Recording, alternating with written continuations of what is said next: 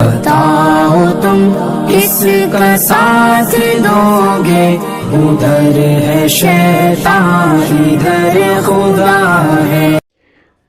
قیام پاکستان کے بعد احمدیوں کے خلاف کئی سال تک تحریکیں چلتی رہیں۔ 1953 اس حوالے سے زیادہ مشہور سال ہے۔ ان تحریکوں میں کئی علماء مثلا عبدالستار خان نیازی اور مودودی صاحب کو پھانسی کی سزا بھی سنائی گئی، لیکن اس پر عمل درآمد نہ ہوا۔ آزاد کشمیر کی اسمبلی میں احمدی عقائد کے خلاف ایک قرارداد منظور ہو چکی تھی کہ پنجاب کے شہر ربوہ میں 29 مئی کو مسلمان طلباء پر احمدیوں نے حملہ کر کے تشدد کیا، جس میں ان کے ناک، کان اور جسم کے اعضاء بے دردی سے علیحدہ کیے گئے، جسے سانحہ ربوہ کے نام سے یاد کیا جاتا ہے۔ اس واقعے کے بعد ملک بھر میں پریشانی کی ایک لہر دوڑ گئی، اور اس واقعے کے تھوڑا عرصہ بعد مولانا شاہ احمد نورانی صدیقی نے قومی اسمبلی پاکستان میں 30 جون 1976 کو احمدیوں اور لاہوری گروہ کے خلاف ایک قرارداد پیش کی کہ یہ لوگ مرزا غلام احمد قادیانی کو نبی مانتے ہیں، جبکہ حضرت محمد صلی اللہ علیہ وسلم آخری نبی اور رسول تھے، لہٰذا اس باطل عقیدے کی بنا پر احمدیوں کو غیر مسلم اقلیت قرار دیا جائے۔ اس تحریک میں سب مکاتب فکر کے علماء شامل تھے۔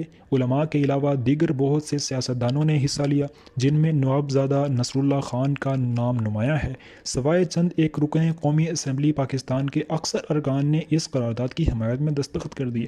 احمدی اور لاہوری گروپ کے نمائندوں کو ان کی خواہش کے مطابق اپنی صفائی کا مکمل موقع دیا گیا، اور 2 ماہ اس پر بحث ہوتی رہی۔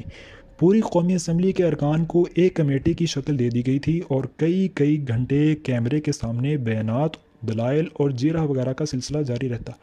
اس وقت کے اٹارنی جنرل جناب یحییٰ بختیار فریقین کے موقف کو سن کر ایک دوسرے تک بیان پہنچانے کا فریضہ سر انجام دیتے رہے۔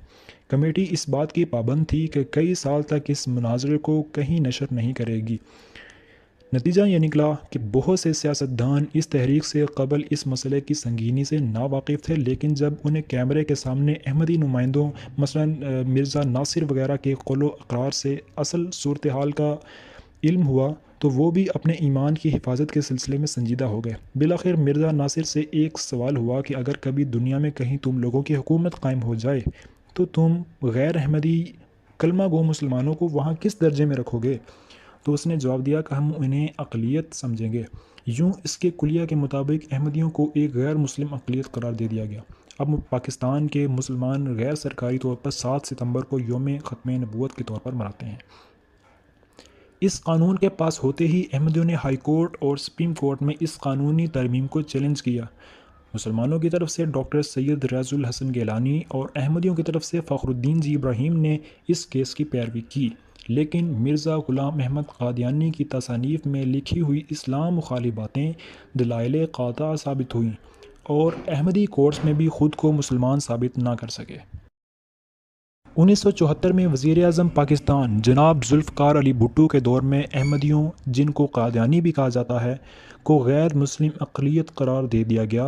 اس تحریک کے اصل محرک شاہ احمد نورانی تھے۔ انہوں نے 30 جون کو ایک تاریخی قرارداد جمع کرائی اور 6 ستمبر 1974 تک بحث و تمہیز کے بعد اسے ایک قانونی شق کی حیثیت دے دی۔ دوسری آئینی ترمیم کے اس حصے میں احمدیوں کو واضح طور پر آئین پاکستان نے غیر مسلم قرار دیا ہے اور کو آرڈیننس 20 کہا جاتا ہے۔